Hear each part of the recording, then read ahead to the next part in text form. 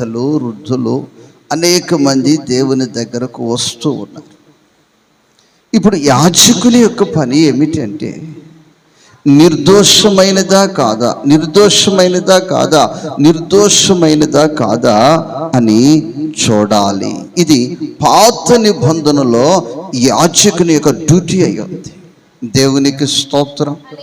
నా ప్రియ దేవుని బిడ్డ, నీ జీవితంలో నువ్వు చేయవలసినది ప్రాముఖ్యమైన పని ఏమిటంటే, నీవు దేవుని మందిరములో నిర్దోషమైన వ్యక్తిగా సాక్ష్యమును సంపాదించాలి. ఏం సంపాదించాలి?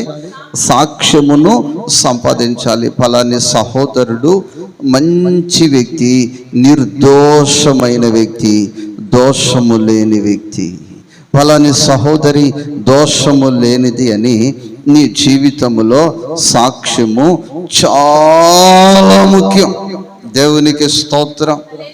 అన్న ప్రియ దేవుని బిడ్డలారా, మీరు అనొచ్చు, అయ్యా సాక్ష్యం పొందటం ఎట్లా? కొందరేమో మంచివాన్ని మంచిదాన్ని అన్నా, మరి కొందరు చెడ్డది అని చెప్తూ ఉన్నారు. ఈ లోకము ఎలాంటిది అంటే, నువ్వు పెట్టినంతసేపు పెళ్ళి ఆ పెడతవి ఎప్పుడైతే ఆపేసావో చావు కోరతారు. దేవునికి స్తోత్రం.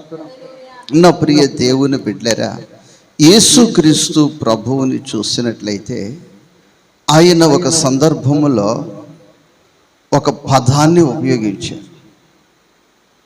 ఈ దేవాలయాన్ని మీరు పడగొడితే 3 రోజుల్లో కట్టేస్తున్నారు.